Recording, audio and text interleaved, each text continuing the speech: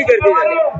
आता खरं तर सकाळी 7 वाजता ह्या स्पर्धांना सुरुवात झालेली आहे। खरं सकाळी 7 वाजल्यापासून प्रेक्षकांचा लोंढा पूर्णपणे ह्या मैदानात दिसेना आहे। आता जवळजवळ सकाळपासून जी गर्दी होती त्यात वाढ होत चाललेली आहे। जवळ 4 ते 5 लाख बैलगाडा शौकीन असतील, बैलगाडा मालक असतील त्या ठिकाणी आता उपस्थित आहेत। आणि खरं 3 वाजता आदरणीय आमचे पक्षप्रमुख एकनाथ शिंदे साहेब इथे उपस्थित राहणार आहेत। त्यांच्या उपस्थितीमध्ये फायनलचा गट सोडण्यात येणार आहे। त्यावेळेस खरं ही गर्दी 7-8 लाखाच्या घरामध्ये जाईल। आणि आज खरं एक ऐतिहासिक मैदान आम्ही जो खरं उद्देश ठेवून जे मैदान घेतलेलं आहे, उद्देश एकच गोवंश संवर्धन झालं पाहिजे बैलगाडी शर्यतीच्या माध्यमातून म्हणून आम्ही स्पर्धा घेतलेल्या होत्या। आणि त्या स्पर्धा यशस्वी होताना आज आम्हाला पाहायला मिळते। किती स्पर्धक आलेले आहेत आणि काय काय बक्षीस आहेत? जवळजवळ त्या 3 फेऱ्याच्या मैदानामध्ये 3000 बैलांनी सहभाग घेतलेला आहे। आणि इकडं जे आरत परतचं मैदान आहे त्यामध्ये जवळजवळ 500 ते 600 बैलांनी सहभाग घेतलेला आहे।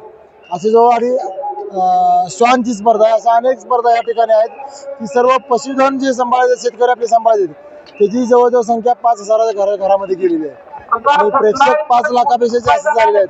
म्हणजे खरं शेतकऱ्यांच्या जिव्हाळ्याचे असणारे विषय बैलगाडी असेल, कुस्ती असेल किंवा श्वान स्पर्धा आपण शेतकऱ्यांच्या जिव्हाळ्याचा खरं जो आदर सन्मान केलेला आहे हा शिवसेना पक्षाने केलेला आहे। या मैदानात लाडकी बहिणी देखील खरं तर आज ह्या बैलगाडी क्षेत्राला 400 वर्षाचा इतिहास आहे।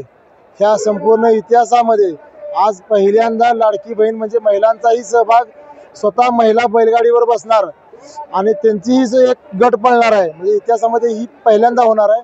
आणि महिलांचा या खेळाकडे जास्त ओढा व्हावा किंवा जास्त संख्या वाढावी महिलांची म्हणून आम्ही खरं प्रामाणिक करतो।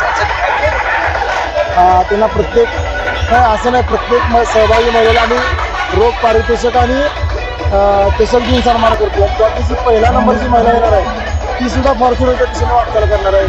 कदाचित एखादी महिला पहिली आलेली महिला सुद्धा फॉर्च्युनरची विजेता होऊ शकते।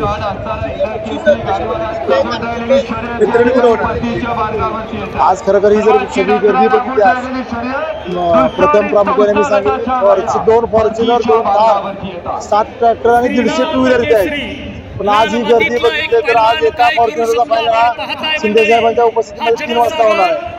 आणि दुसऱ्या फॉर्च्युनरचा निकाल जवळ 10 रात्री 10 किंवा 11 वाजता त्यामुळे बक्षीस समारंभ इथं होणं शक्य नाही। पण आमची एक प्रामाणिक भावना होती की माझी असेल किंवा आमच्या शिवसैनिकांची असेल की जे विजेते शेतकरी आहेत 2 फॉर्च्युनर, 2 कारचे, 7 ट्रॅक्टरचे, त्यांचा सन्मान जो आहे तो शासनाच्या दरबारामध्ये झाला पाहिजे। म्हणून आता मी भाषणामध्ये शिंदे साहेबांना मी मागणी करणार आहे, आमच्या शेतकऱ्यांचा सन्मान हा मंत्रालयाच्या पुढे शासन दरबारात व्हावा। आणि खरोखर पक्षप्रमुख आमची ती मागणी मान्य करतील आणि हा सन्मान सर्व फॉर्च्युनर असेल, कार असेल, हा सर्वांचा सन्मान आम्ही मंत्रालयाच्या पुढे करणार आहोत। आता साहेबांचं हेलिपॅडवर आगमन झाल्या हेलिपॅडच्या जवळच जवळजवळ 100 गायी व 100 आपल्या लाडक्या बहिणी तिथं उभा असणार आहेत। त्या लाडक्या बहिणींना उदरनिर्वाहासाठी व गोवंश संवर्धनासाठी आज साहेबांच्या हस्ते 100 देशी गायी देऊन त्याची जोपासना करण्यासाठी आम्ही आज त्यांना लाडक्या बहिणींना देणार आहोत।